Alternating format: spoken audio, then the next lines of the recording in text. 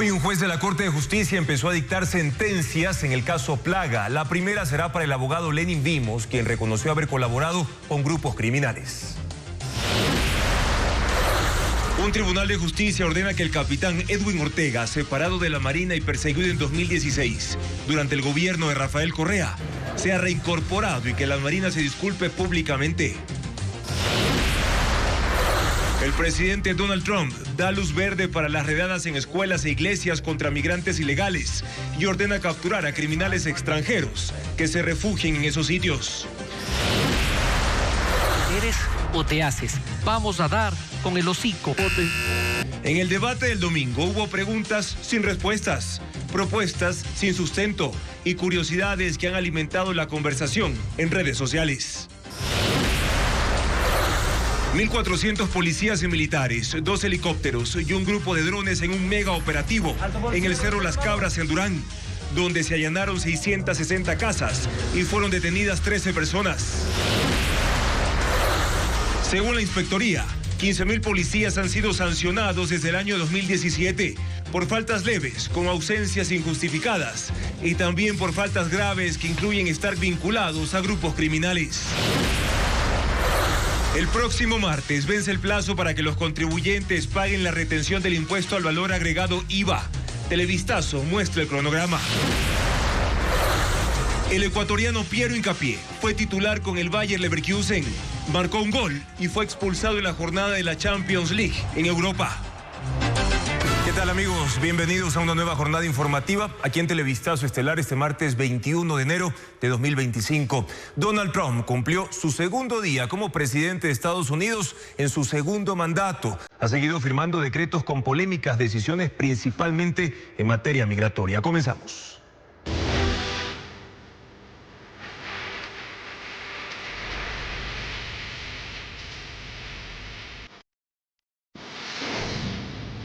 Estados Unidos, la segunda era Trump.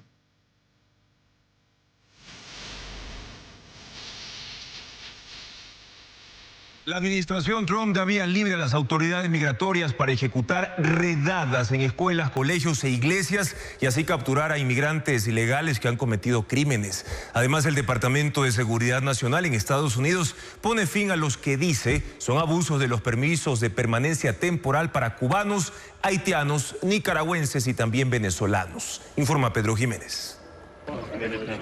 A partir de ahora, los agentes anti-inmigración podrán detener a indocumentados en escuelas, colegios e iglesias, sitios que durante la administración de Joe Biden fueron considerados sensibles. Pero la disposición del secretario interino de Seguridad Nacional dice que no va más y hace énfasis en quiénes son objetivos de esta medida, hablando de criminales, incluidos asesinos y violadores. No se les permitirá esconderse en esos sitios para impedir su arresto, señala la nueva directriz que da luz verde a los funcionarios de aduanas y protección de fronteras para actuar en esos lugares. Señalan que la administración Trump no va a atar de manos a quienes deben aplicar la ley y por el contrario les confía hacer uso del sentido común. Mientras el zar de la frontera, Tom Homan, funcionario de alto nivel nombrado por Trump, explicó en su momento que llegará a desplegar efectivos por todo el país para arrestar y deportar a personas sin papeles. La norma refuerza el decreto firmado ayer por Donald Trump que señala cómo millones de inmigrantes ilegales residen ahora en Estados Unidos, incluidos posibles terroristas, miembros de carteles, pandillas y organizaciones criminales internacionales. De ahí otra decisión que pone fin al programa humanitario implementado por Biden que beneficia a venezolanos, cubanos, nicaragüenses y haitianos con un permiso temporal de residencia y trabajo hasta por 2 años. El gobierno de Trump ha dicho que Biden permitió que 1,5 millones de personas entren al país en forma indiscriminada y que a partir de ahora cada solicitud será analizada caso por caso. Además, como parte de sus medidas antimigratorias, el gobierno de Donald Trump puso fin también a la aplicación gratuita CBP One, con la que la administración de Joe Biden permitió el ingreso legal de casi 1 millón de migrantes indocumentados, entre ellos ecuatorianos. Pero, ¿qué implica esta decisión? Lo explica a continuación Bessie Granja. De su conocimiento, Hasta el día de hoy. Así, las autoridades mexicanas advirtieron a cientos de migrantes que permanecen en la ciudad de Tapachula, en el estado de Chiapas, el inminente fin de CBP One, la aplicación del gobierno estadounidense que permitía a los indocumentados ingresar de forma legal a ese país. En su página oficial, la Oficina de Aduanas y Protección Fronteriza informó que las funcionalidades de la aplicación de celular no están disponibles y las citas existentes han sido canceladas. Esto se decidió tras la toma de posesión del presidente Donald Trump. La medida causó reacciones en quienes tenían reservado con anterioridad un día y hora para presentarse ante un funcionario de inmigración y lograr ingresar a ese territorio. ¿Ahora qué hago? ¿Qué va a pasar? Me viene y me pregunta qué va a pasar. ¿Qué respuesta le doy yo a mi niño? No tengo ninguna respuesta. Una persona que tienen dos años, 1 año y medio, meses, esperando la cita. La aplicación CBP One fue puesta en marcha oficialmente el 12 de enero de 2023, como una herramienta gratuita en la administración del expresidente Joe Biden. Según las autoridades migratorias, estaba dirigida para promover una movilidad ordenada, debido a la alta cantidad de migrantes que llegaban a los diferentes puntos de entrada en la frontera estadounidense. Hasta su ejecución, casi 1 millón de indocumentados pudieron ingresar legalmente a ese país. En promedio, la Oficina de Aduanas y Protección Fronteriza atendió 1,450 citas por día. En ciudades mexicanas como Tijuana y Ciudad Juárez, los migrantes, algunos con niños pequeños, permanecen en las calles sin saber qué rumbo tomar. Tenían permiso para transitar por México solo por 20 días, por lo que se complica su permanencia. La presidenta de México, Claudia Sheinbaum, asegura que hay una estrategia para defender con apoyo legal a los mexicanos en Estados Unidos y a los posibles deportados. Ofreció que habrá plazas de trabajo para quienes sean retornados y también programas sociales. Ocurre tras la posesión de Trump como presidente de Estados Unidos y su promesa de expulsar a millones de migrantes ilegales al otro lado de la frontera. Incluso Sheinbaum dijo que contactará a Trump para discutir quién va a pagar la repatriación de migrantes no mexicanos. Y Marco Rubio fue confirmado anoche como nuevo secretario de Estado de los Estados Unidos por el Comité de Asuntos Internacionales del Senado y esta mañana tomó juramento ante el vicepresidente J.D. Vance. Tiene 53 años, es hijo de migrantes cubanos y el primer miembro del gabinete en ser oficializado. Durante su posesión dijo que el principal objetivo de la política exterior de Estados Unidos es la promoción de la paz a través de la fuerza. Rubio es conocido por su firmeza ante las cuestiones con China, Irán y un crítico de los gobiernos de Cuba, Venezuela y Nicaragua también. En temas del país, el presidente de la República, Daniel Noboa, solicitó a la Corte Constitucional que antes de tomar una decisión sobre el decreto 500, convoque a una audiencia pública. El primer mandatario indica que su intención es exponer y clarificar sus argumentos en contra de la demanda. El decreto que analiza la Corte corresponde a la primera ausencia temporal que se dio Noboa bajo la causal de fuerza mayor para hacer campaña electoral y el encargo de la presidencia a Cynthia Gelibert. Un tribunal de justicia ordenó el reintegro del capitán Edwin Ortega a la Armada después de 9 años. El oficial fue perseguido por el régimen de Rafael Correa, a quien respondió en una carta y denunció actos de corrupción en su gobierno. Paul Romero tiene el informe. El capitán de la Armada Edwin Ortega, perseguido durante el gobierno del expresidente Rafael Correa, será reintegrado por orden judicial después de 9 años de haber salido por presiones políticas. Este lunes, un tribunal de la Corte Provincial de Guayas declaró la vulneración de sus derechos a la libertad de expresión, del pensamiento, a la defensa, al honor, al debido proceso y a la seguridad jurídica durante los consejos de disciplina que el mando de la Armada instauró en 2016 por haber contestado una carta a Correa y denunciado sin autorización su caso ante la Comisión Interamericana de Derechos Humanos y dado declaraciones públicas. Los jueces dejaron sin efecto jurídico la resolución del Consejo de Disciplina que le sancionó con 10 días de arresto de rigor por el cometimiento de una falta tentatoria. También la solicitud de baja voluntaria, que según el tribunal fue consecuencia de una ilegítima resolución que afectó su proyecto de vida y le impidió seguir ascendiendo en su carrera militar. Y este fallo, el luego del fallo de la Corte Constitucional, ha permitido que se operativice todo lo que implica un Estado de Derecho y del cual yo estoy eternamente agradecido, Paulo. El tribunal tardó 1 año y 8 meses en tomar la decisión después que la Corte Constitucional dio paso a la acción extraordinaria de protección presentada por Ortega. Se trata de un caso inédito en las Fuerzas Armadas. La persecución empezó por una respuesta que el capitán dio a una carta personalizada que envió Correa a todos los uniformados en un momento de tensión con la cúpula militar por la administración de los recursos del ISPA. La respuesta de Ortega, crítica a su administración, enfureció a Correa, que públicamente pidió su cabeza. Un sujeto así debe ser sancionado y jamás debió estar en nuestras Fuerzas Armadas, compañeros. Todo el poder del gobierno se centró en este caso, que presionó al mando de la Armada para que se realicen los consejos de disciplina contra Ortega. Yo puedo citar responsables: Rafael Correa Delgado, Alexis Mera Giler, Ricardo Patiño Aroca.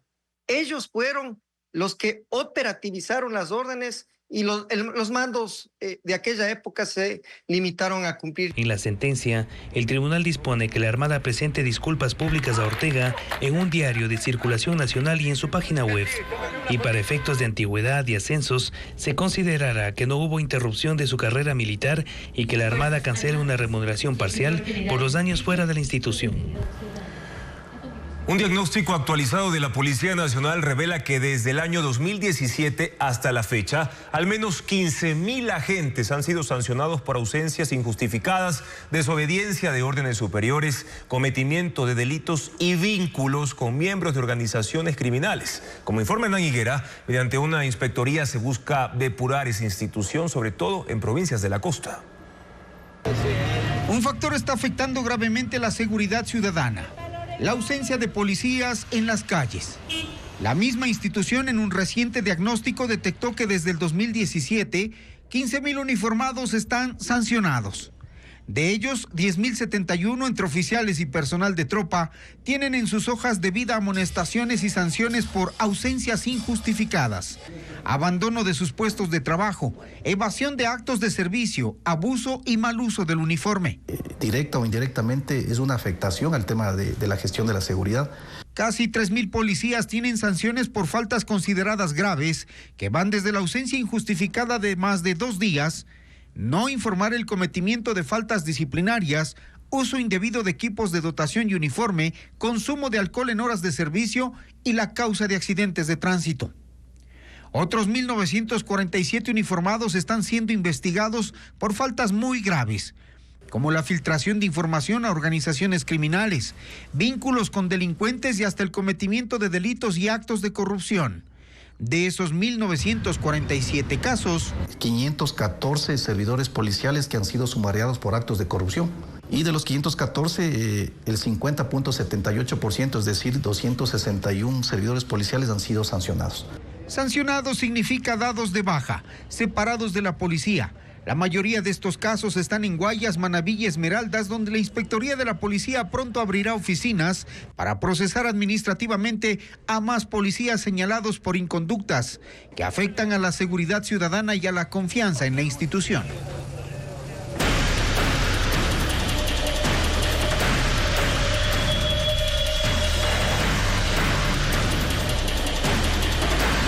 Debate, problemas sin solución.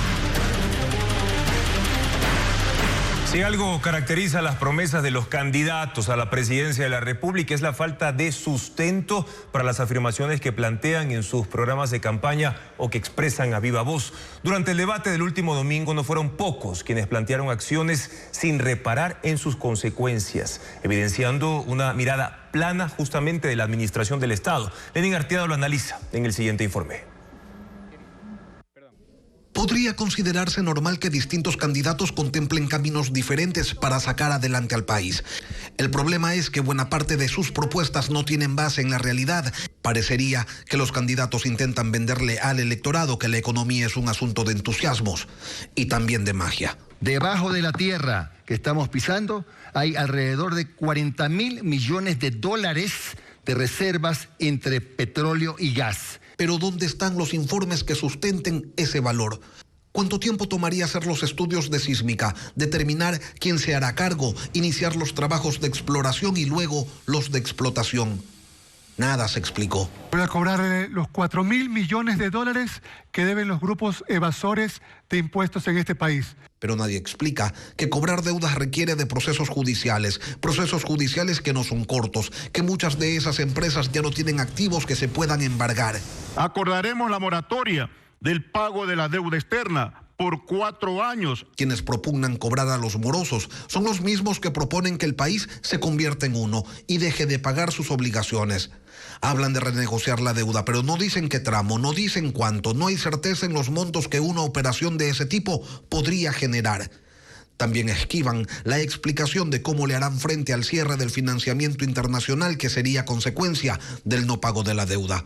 Son los mismos que dicen que van a poner énfasis en atraer inversión extranjera.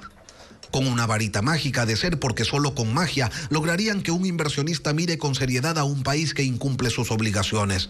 Y en este punto ya no se sabe si no entienden cómo funciona la economía del mundo, cómo operan los mercados de capitales, si desconocen las seguridades que exigen los inversionistas antes de colocar su dinero.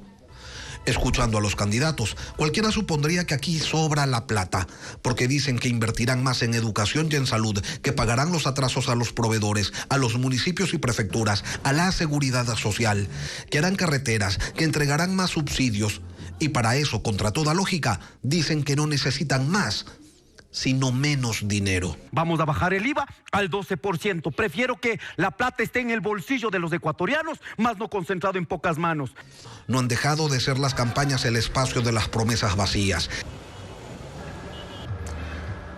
Y analistas políticos coinciden en que fueron pocos los que sostuvieron un discurso con una visión de gobierno. Diego Cuenca describe cuáles son los candidatos que posicionaron sus mensajes con una estructura política en su contenido.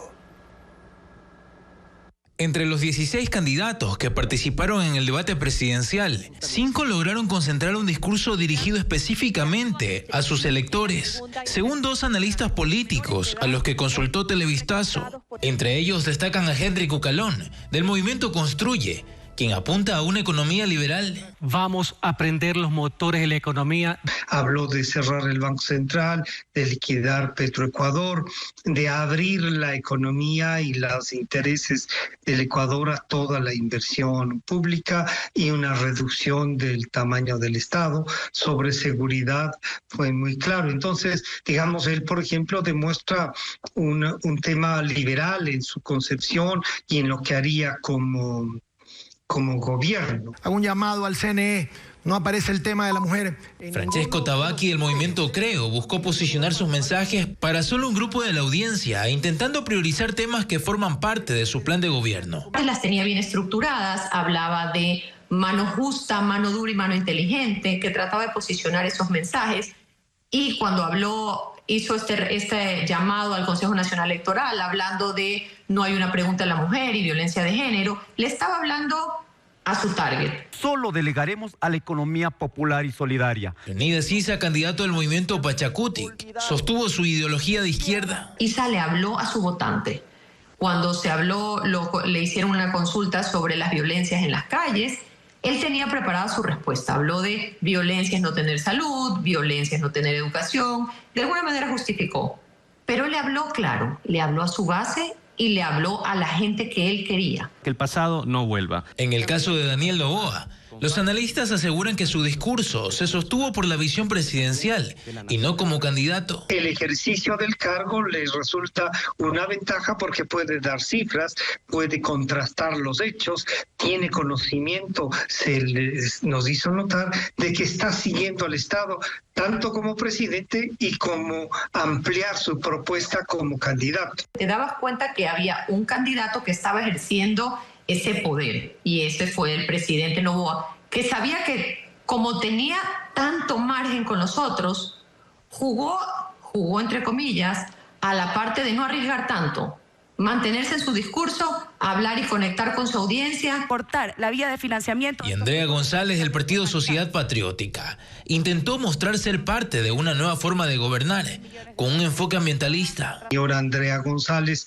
por su parte, en cambio, tiene una visión moderna también, liberal a ratos, pero jugando entre lo ambiental y los procesos propios de un Estado moderno, ¿no? Los especialistas coinciden en que las intervenciones de los candidatos no movieron las preferencias electorales, pero sí generaron interés por conocer más de ellos.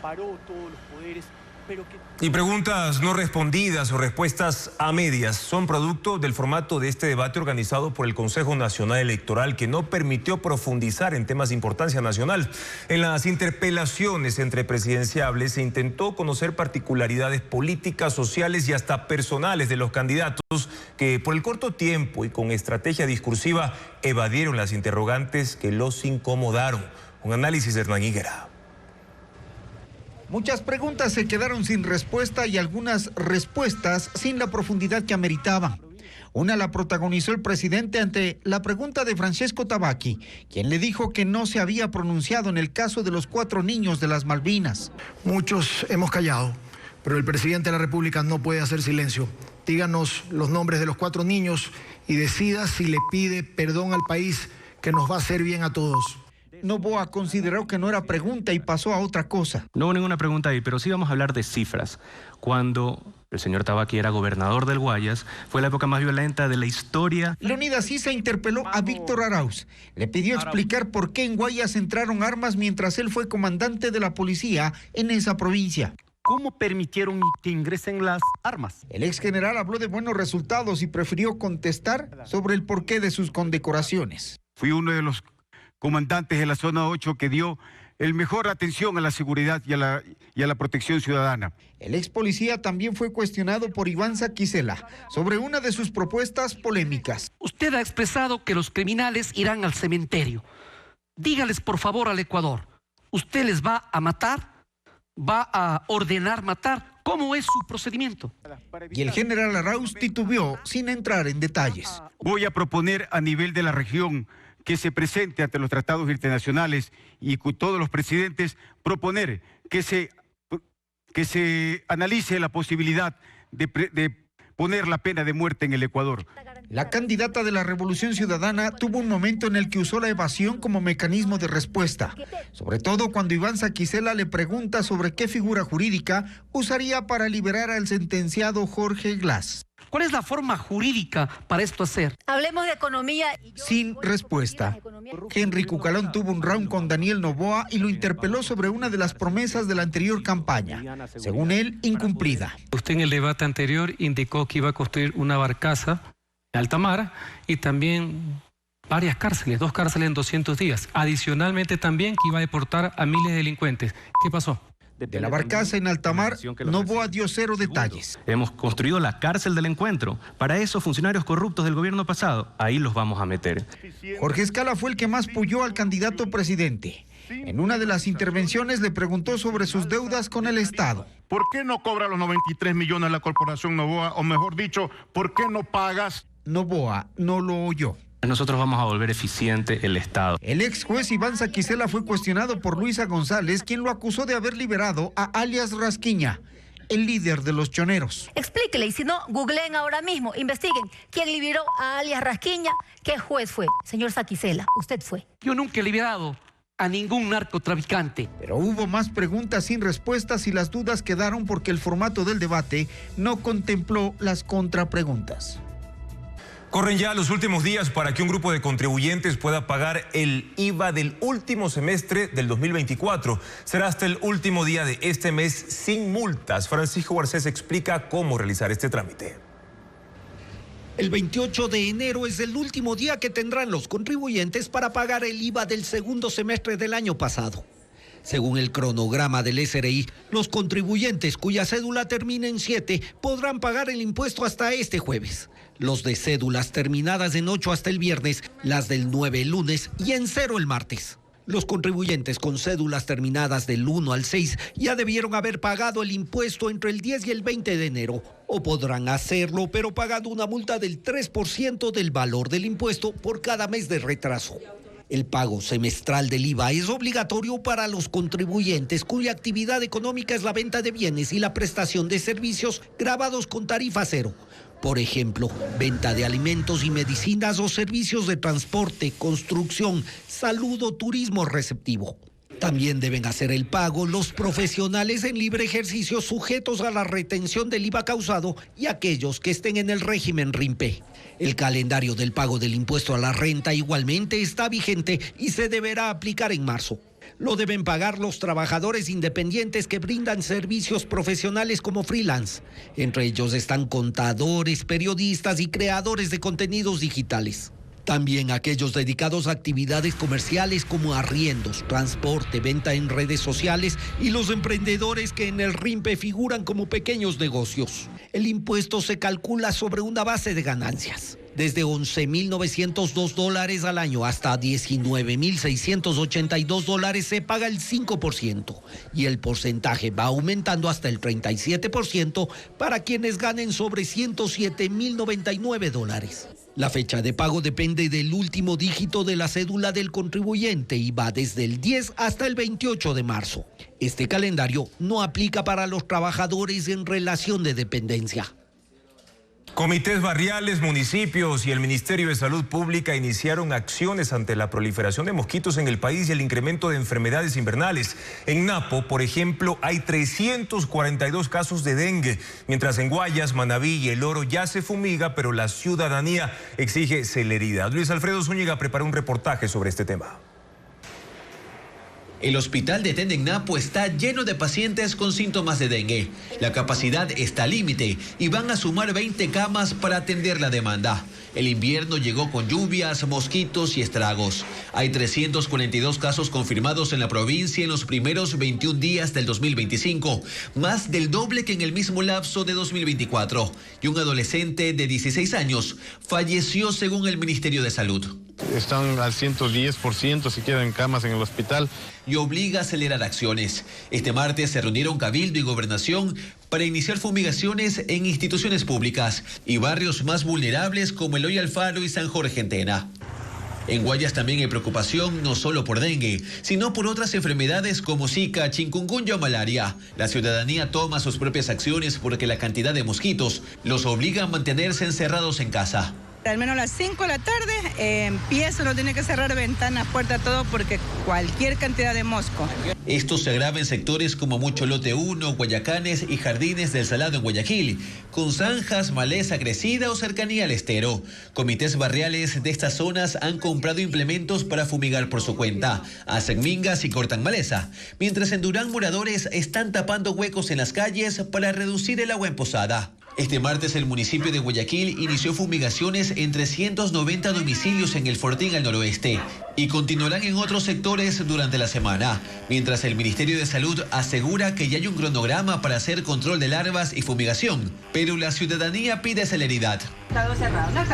En Puerto Viejo, capital de Manabí, 3 brigadas del Ministerio de Salud recorrieron las casas de la Ciudadela Nuevo Puerto Viejo al sur. Colocaron abate y explicaron sobre el manejo de los reservorios de agua. Mientras en Machala, 2 brigadas colocaron químicos desinfectantes en tanques y sistemas de agua. La ciudadanía señala que esto debe ser oportuno, porque el invierno apenas comienza y la proliferación de mosquitos ya se siente en los hogares. En 2024 hubo 61.329 casos de dengue en todo el país. Las provincias con mayor número de enfermos fueron Manabí con 10.450 casos, El Oro con 6.411, Guayas con 6.324 y Napo con 6.202 confirmados. Televistazo solicitó el número de casos en lo que va del 2025 al Ministerio de Salud. Sin embargo, hasta el cierre de este informe no hubo respuesta. El Instituto Oceanográfico y Antártico de la Armada, INOCAR, informó que desde hoy hasta este jueves 23 de enero habrá un incremento en el oleaje que llega a las costas ecuatorianas. Se prevé que mañana y el jueves el estado del mar pasará a agitado, con olas de hasta 1,30 m en el continente y de 1,80 m en las Islas Galápagos. De hecho, este martes, según el reporte de la Secretaría de Gestión de Riesgos, ya 29 playas de Esmeraldas, Manabí y también de Santa Elena cuentan con bandera amarilla en esas playas, en esos balnearios, lo que implica tener cuidado al momento de ingresar al mar. En Esmeraldas, la advertencia es específicamente para Tonsupa, Atacames, Same y Mompiche en el sur de la provincia. en Manabí, en Pedernales, también en Manta, en Canoa y en Crucita, en el centro norte de la provincia. Y en Santa Elena, la advertencia es en Salinas, también en Montañita y en Manglar Alto. Además, el oleaje provocará corrientes de resaca y mayor transporte de sedimentos, por lo que recomiendan tomar precauciones al realizar actividades en el mar. Es momento de una nueva pausa y ya volvemos con más información en Televistazo Estelar. El sur de Estados Unidos se congela. Una inusual tormenta de nieve cae sobre Houston y otras ciudades de Texas, mientras que en Nueva Orleans, estado de Luisiana, los residentes quedaron sorprendidos, pues la última nevada fue hace 16 años. Una masa de aire helado del Ártico llega tan al sur de Estados Unidos como ha sido posible. La tormenta invernal está acompañada por nevadas, acumulaciones de hielo y provoca condiciones peligrosas en calles y carreteras en Houston y otras ciudades tejanas. Autoridades locales pidieron a la comunidad permanecer en casa ante los riesgos de este fenómeno, que durará al menos hasta mañana según el servicio meteorológico. Hay alerta de frío extremo en el sur del estado, lo que para algunos residentes no fue un problema cuando lo peor de la tormenta pasó y pudieron salir a divertirse en la nieve, que llegó también a otros estados como Luisiana. En el área de Baton Rouge la visibilidad se redujo, convirtiéndose en un peligro para los conductores. Y en New Orleans, donde no ha caído nieve desde 2009, lo de hoy es una sorpresa para todos. La ciudad, con temperaturas usualmente cálidas, tuvo esta tarde 3 grados bajo cero. Un poco de frío, nada que no se pueda solucionar con 3 abrigos, uno sobre otro, decía Sidney Gisler. Hacia el este, Mississippi y Alabama también experimentaron la nevada de hoy, y hay además una alerta para el norte de Florida. En el noreste del país, mientras tanto, Boston, en Massachusetts, sigue cubierta de nieve desde la noche de lunes. Ahí los residentes han tenido problemas para salir de casa. En la región hubo accidentes de tránsito en carreteras.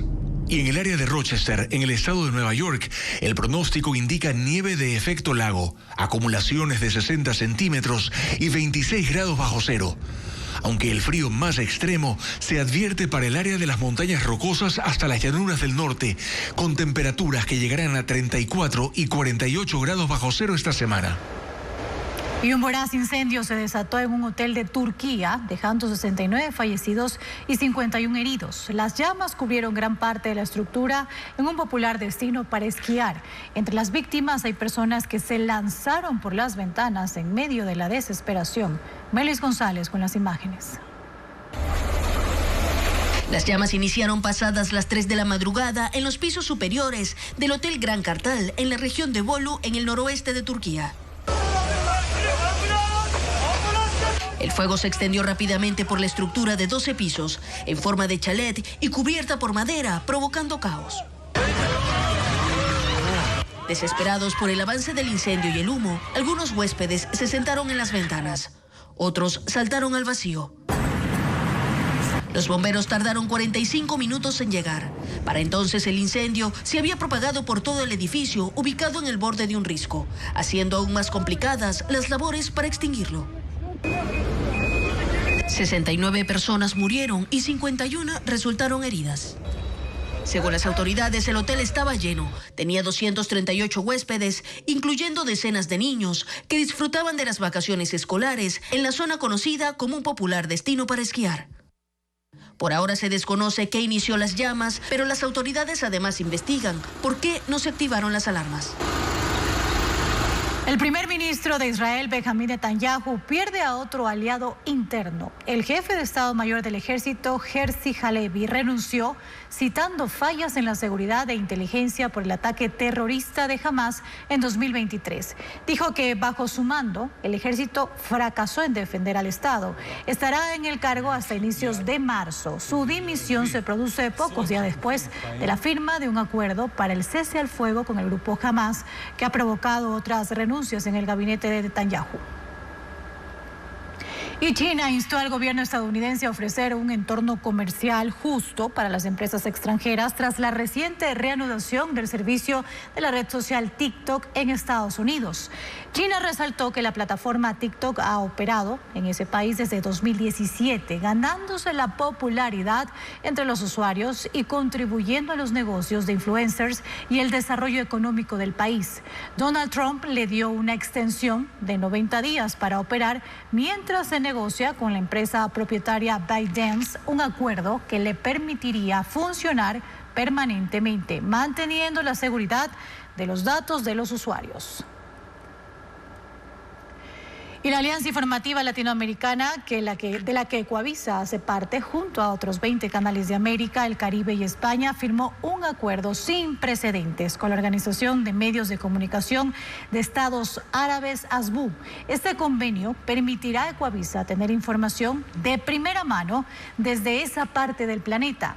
La Organización de Medios de Comunicación de Estados Árabes, ASBU, conformada por 22 países, también podrá compartir con sus audiencias información desde América Latina y desde Ecuador. El acuerdo se llevó a cabo en medio de la Asamblea General de la ASBU en Hammamet, Túnez, en África. En Quito, la Cinemateca Nacional proyectará la clásica película alemana Historia Interminable. Además, en Cuenca, el colectivo Remendados presentará 2 obras de teatro en la Casa de la Cultura Núcleo Azuay. Estefanía Arias con más detalles de la agenda cultural.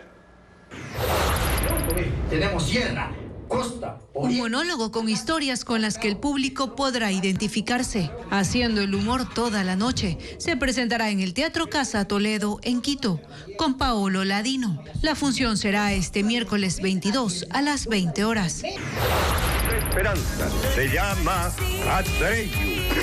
Bastián Baltasar es un niño de 11 años que vive aventuras en un reino de fantasías luego de leer un misterioso libro. La película alemana, Una Historia Interminable, se proyectará en el Cine Club Infantil Huahuateca, en la Cinemateca Nacional en Quito. La función gratuita será el sábado 25 a las 15 horas. El colectivo Remendados presentará 2 obras de teatro en la Casa de la Cultura Núcleo Azuay. Rata por Naturaleza, creada e interpretada por Erika Carpio, y La vida nos tiene sin rostro, de Yasmani Santander. Propuestas que plasman una realidad social. Las funciones serán este miércoles 22 a las 8 y 9 de la noche. 1.400 policías y militares allanaron 660 casas en el Cerro Las Cabras, en el Cantón Durán. Los agentes desmantelaron un centro de monitoreo de criminales donde vigilaban la presencia de la policía. Diego Cuenca describe el operativo que dejó 13 detenidos. Eran las 4 de la madrugada cuando 2 helicópteros de la Fuerza Aérea Ecuatoriana rodearon el Cerro Las Cabras en el centro de Durán. ¡Alto policía, levante las manos! En tierra, 1.000 policías y 400 militares se desplegaron por los callejones para allanar 660 casas. Los agentes descubrieron que 2 viviendas de caña eran usadas para esconder a personas secuestradas. Por eso prendieron fuego para destruirlas. En otros inmuebles encontraron un centro de monitoreo, equipado con 7 cámaras, conectadas a un sistema de videovigilancia, que también funcionaba con drones. Un centro de monitoreo para vigilar las acciones que Policía Nacional realiza todos los días. El operativo, denominado Apolo 1, duró 4 horas. En ese tiempo, 13 personas fueron detenidas, entre ellas un menor de edad. La policía incautó armas de fuego, municiones, droga, 3 vehículos robados, además de $5.000 en efectivo. Los agentes indicaron que en el Cerro Las Cabras conviven miembros de las bandas delictivas Latin Kings, Chone Killers y Los Águilas, que se disputan el territorio para actividades relacionadas con el narcotráfico, extorsiones y sicariatos.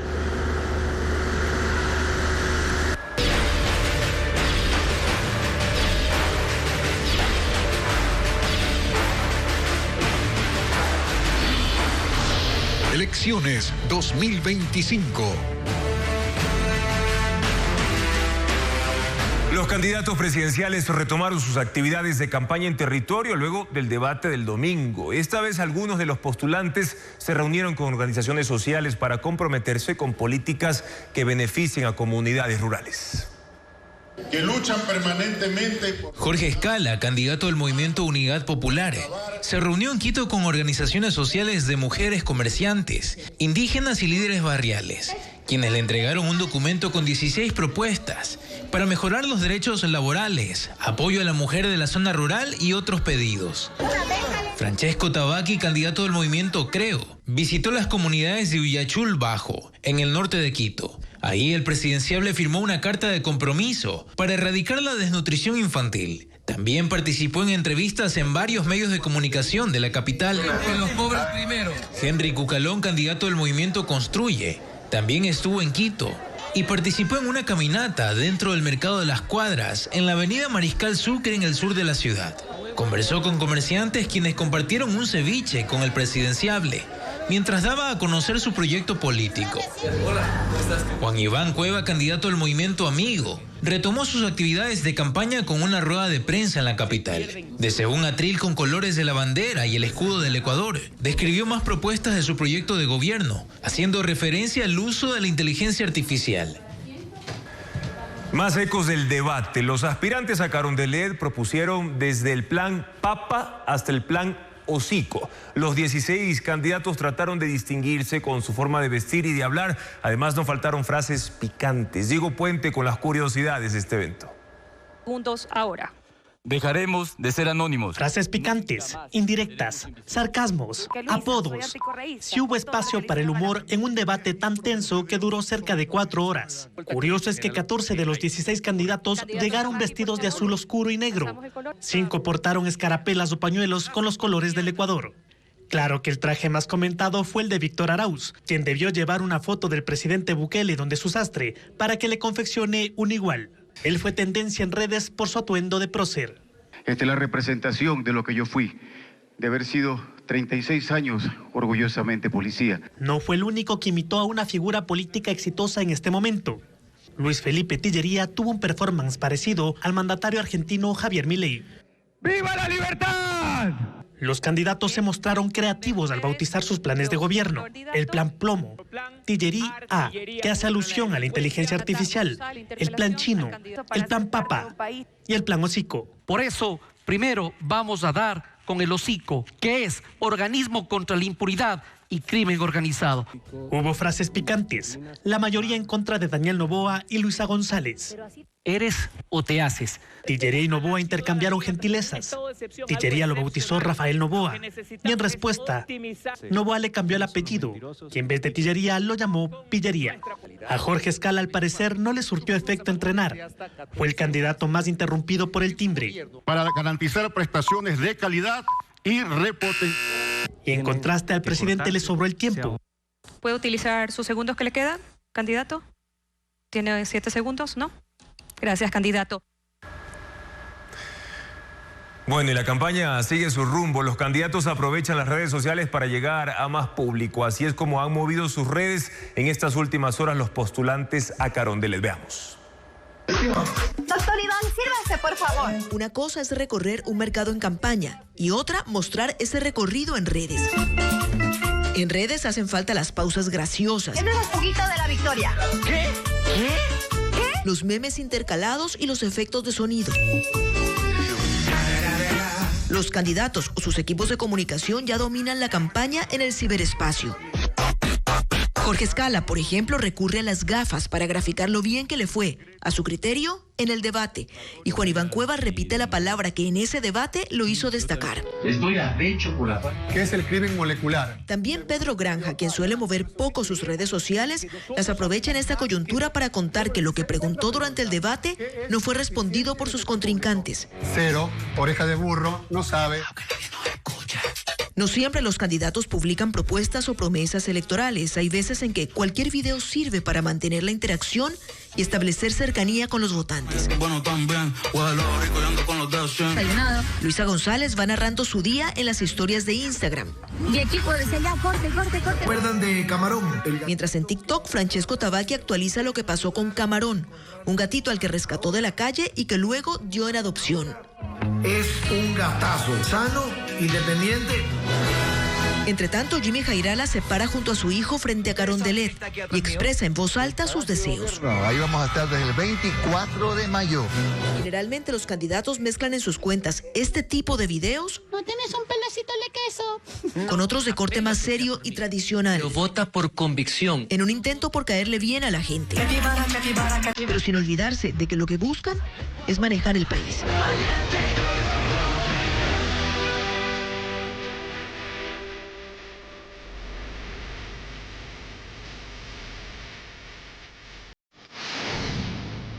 Estados Unidos. La segunda era Trump.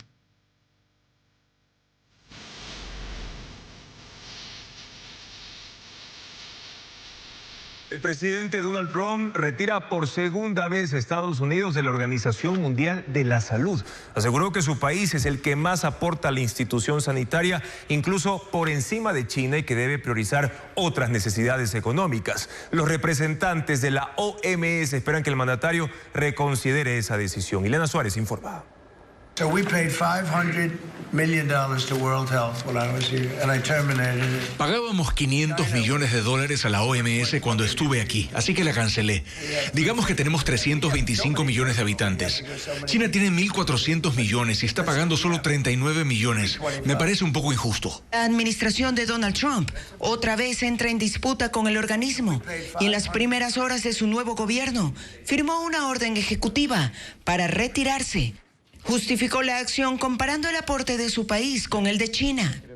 La OMS lamentó el anuncio, recordó que Estados Unidos fue uno de los fundadores de la institución en 1948 y ha participado desde entonces en su configuración y gobernanza, por lo que espera que reconsidere su decisión. En esa misma línea se pronunció la Comisión Europea. Expresó que para enfrentar amenazas sanitarias globales es necesario una cooperación global. En 2020, Trump culpó a la OMS por su supuesto mal manejo de la pandemia del COVID-19, que inició en la ciudad china de Wuhan, y abandonó la institución. Luego se negó a promover el uso de mascarillas en su país, a pesar de las recomendaciones de los expertos, lo que le costó una oleada de críticas.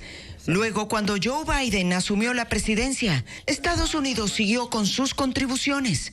En 2022 hizo su mayor aporte con más de $700 millones, 30,4% del total de pagos de todos los países. Además, la OMS se nutre de donaciones de fundaciones privadas. Aunque Trump ordenó suspender cualquier transferencia, hay un proceso de 1 año para retirarse completamente. Mientras tanto, existe la obligación de seguir financiando el organismo. En otra polémica decisión ejecutiva, Donald Trump volvió a incluir a Cuba en la lista de países que patrocinan el terrorismo. Lo ha hecho apenas una semana después de que Joe Biden retirara a la isla de ese listado y lograra que el régimen de Miguel Díaz-Canel acepte liberar a más de 400 presos políticos. El presidente cubano condenó a Trump con un mensaje en redes sociales diciendo que es un acto de arrogancia y desprecio por la verdad y que Trump quiere seguir fortaleciendo la cruel guerra económica contra Cuba con fines de dominación. No se ha dicho si la excarcelación de opositores va o no a continuar. Y la balanza comercial de Ecuador con Estados Unidos es favorable. En el año 2024, Ecuador le vendió más de $4.500 millones, la cifra más alta en la última década. La Federación Ecuatoriana de Exportadores contempla que las relaciones comerciales con ese país serán aún mejores en este nuevo periodo presidencial. Adriana Bermeo con las cifras. La presencia de Daniel Noboa en la posesión de Donald Trump revela una relación positiva entre presidentes y además Estados Unidos es el principal socio comercial de Ecuador. La balanza comercial es favorable, con $2.088 millones. En el 2024 se exportaron $4.558 millones y se importaron $2.470 millones. El país vendió a Estados Unidos 16% más que en el 2023 y compró 7% menos. 2.000 empresas ecuatorianas están vinculadas con ese mercado que recibe 1.230 productos de exportación. La lista está liderada por el camarón, que representa $1.451 millones. Banano y plátano, $560 millones. Minerales y metales, 478 millones de dólares. Flores, 340 millones de dólares. Y frutas, 176 millones de dólares. Esos 5 productos concentran el 69% de exportaciones a Estados Unidos. El cacao, las conservas de fruta, hortalizas y los crustáceos, entre otros productos, representan el 31% restante. Esta relación comercial puede mejorar en el mandato de Trump. Es la expectativa de la Federación Ecuatoriana de Exportadores. Está pendiente la aprobación de beneficios arancelarios en el Congreso estadounidense. Se conoce como la Ley de Innovación y Desarrollo. No tuvimos el apoyo de la administración Biden en cuanto a la priorización de este objeto. Esperemos que ahora que la estructura cambió, donde hay una mayoría republicana, tanto en el Senado como en el Congreso, y también el Ejecutivo, con este acercamiento, puede haber ese apoyo y podamos lograr tener un acceso de más de 5,000 productos con beneficios arancelarios, donde actualmente pagan un arancel promedio del 25%. Dentro de los principales productos que Ecuador le compra a Estados Unidos están alimentos para animales, máquinas, plásticos, aparatos quirúrgicos y, en general, insumos utilizados para la producción de bienes. Hace pocos minutos, la Corte Nacional dictó la primera condena del caso Plaga, derivado del caso Metástasis. El juez Edison Canto sentenció al abogado Lenin Vimos como cabecilla de un grupo criminal. Recibió una pena reducida porque colaboró con la Fiscalía y aceptó el delito. Informa Jacqueline Rodas. El caso Plaga, derivado del caso Metástasis, tiene su primer sentenciado. El abogado Lenin Vimos, cabecilla de una red criminal que compraba sentencias para liberar a peligrosos delincuentes, aceptó el delito y fue condenado a 2 años y 3 meses de prisión por delincuencia organizada en un juicio rápido. Vimos obtuvo esa pena reducida porque entregó información valiosa a la Fiscalía y confesó que falsificó certificados médicos, pagó a jueces y recibió $200,000 por trámites ilegales para obtener acciones constitucionales y beneficios penitenciarios para sus clientes presos. Dijo textualmente que trabajó para el crimen organizado, pidió perdón a su familia y a las víctimas de los delincuentes que ayudó a sacar de la cárcel. Además de la pena de prisión, el juez Edison Cantos le impuso el pago de $277,000 por multa y reparación al Estado, disculpas públicas y que coloque una placa en el Consejo de la Judicatura o en el Colegio de Abogados con el texto "Caso Plaga. Vender la justicia al crimen organizado es abrir el camino al fracaso de los pueblos y subastar el futuro de las próximas generaciones". El fiscal Wilson Toainga identificó a Lenin Vimos como parte de la cúpula criminal junto con Cristian Romero, abogado del narcotraficante Leandro Norero, prófugo en los casos Purga y Metástasis. Dijo que ambos manejaron fondos ilícitos que repartían entre los integrantes de la red y los funcionarios judiciales que les otorgaban las boletas de libertad. Otros 10 procesados aceptaron el delito y firmaron acuerdos con la Fiscalía. Serán juzgados luego de Vimos en audiencias sucesivas que continuarán este miércoles. Esta es la segunda sentencia para Vimos. En diciembre fue condenado a 1 año y 4 meses de prisión por lavado de activos en un caso relacionado con Colón Pico y la banda de los Lobos. Y desde el 1 de febrero varios modelos de celulares Android ya no tendrán WhatsApp. Además, ¿cuáles son los videojuegos más esperados este 2025? Ana María Palacios lo cuenta a continuación.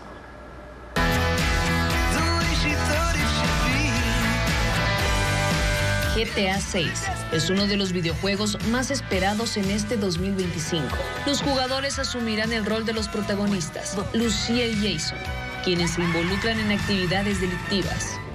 Después de 9 años, regresará una nueva entrega de Civilization, un videojuego de estrategia por turnos y construcción de imperios desarrollado por Firaxis Games. Y Split Fiction, una aventura de 2 escritoras que combina mundos de ciencia ficción y fantasía.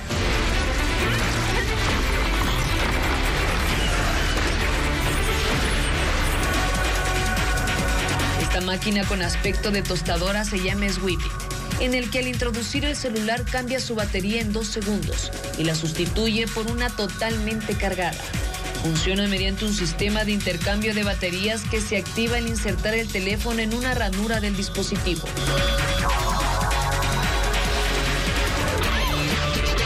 Desde este 1 de febrero, Modelos de celulares Android ya no tendrán WhatsApp, ni se podrá descargar ni actualizar la aplicación de Meta, ya que se requiere que al menos tengan una versión 5.0 del sistema operativo. Entre los celulares que perderán el acceso a WhatsApp están Motorola G primera generación, Samsung Galaxy S3, LG Optimus G y Sony Xperia Z. Cursos para capacitación de docentes y becas para estudiantes de tercer nivel son algunas de las ofertas en instituciones educativas públicas. Además, está listo el programa de vacunación contra el sarampión, la rubiola y la poliomielitis. Vanessa Robles resume algunos datos de estos servicios. Yo me capacito. Es el programa gratuito dirigido a profesionales de la educación de planteles fiscales, fiscomisionales, particulares y municipales. Hay 35 cursos disponibles. Tiene una duración de 1 a 3 meses dependiendo de la materia. Las clases serán en forma virtual.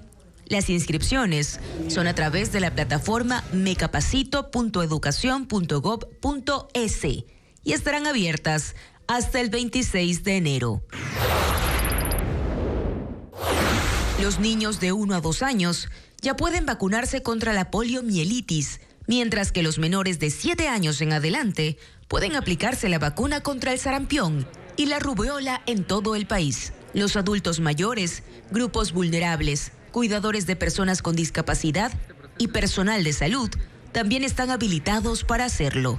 El Ministerio de Salud confirmó que hay 290.000 dosis contra el sarampión y rubiola y 513.000 para la poliomielitis. Las personas que deseen pueden acudir a los centros de salud más cercanos a su sector. La campaña está vigente hasta el 31 de mayo de este año. La CENESID ofrece un programa de 5.000 becas nacionales de apoyo académico para quienes se encuentren cursando sus estudios de tercer nivel en alguna de las 31 universidades o 54 institutos de educación superior públicos del país. Es dirigido a mujeres víctimas de violencia de género, deportistas de alto rendimiento, personas de escasos recursos, grupos vulnerables y pertenecientes a pueblos y nacionalidades ecuatorianas. Las postulaciones se pueden realizar en la página web del CENESID hasta el 26 de enero. El director Bong Joon-ho y el actor Robert Pattinson presentaron una nueva película en Corea del Sur.